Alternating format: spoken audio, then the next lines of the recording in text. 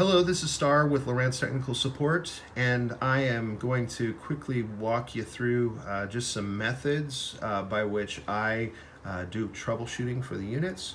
Troubleshooting kind of breaks down to me in four specific areas, which are basically cut off from two basic areas, which would be internal and external software and internal and external hardware.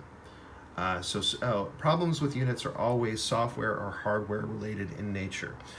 So things that you can fix on your side are really software and installation. Those are the only two things that you can adjust on your side in order to get your unit to work properly. What we'll do is we'll make sure that you are at the latest software. We will also make sure that you have reset your unit just in case there's a software glitch that's happening, which does happen from time to time.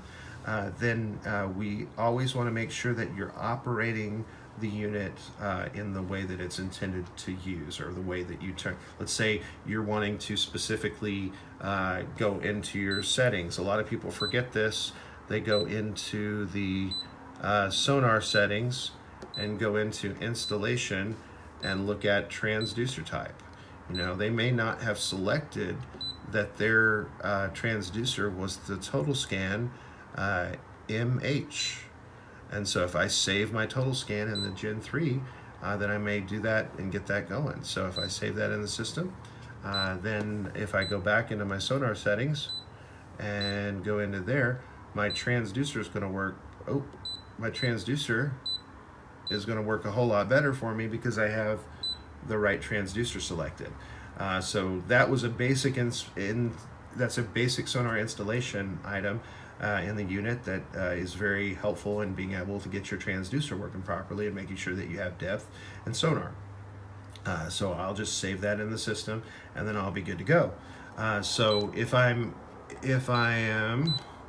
am doing a basic operation, you may have on the phone with an agent basically a demonstration of how to go through that. So they may walk you through those basic steps.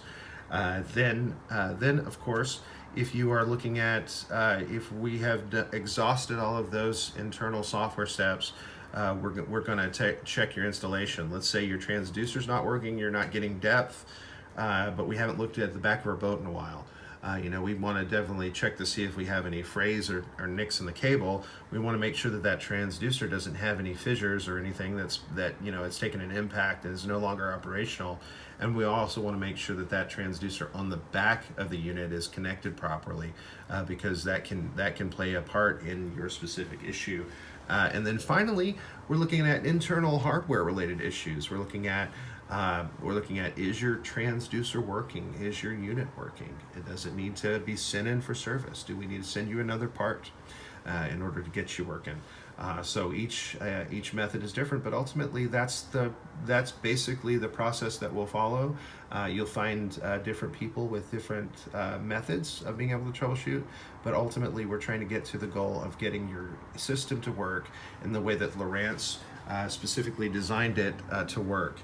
We really don't want anyone to have a bad experience on the water, but if you are going to have an experience that's not the best experience possible, we want to be there for you when you are, so that we can fix those problems. Thank you so much. Have a great day.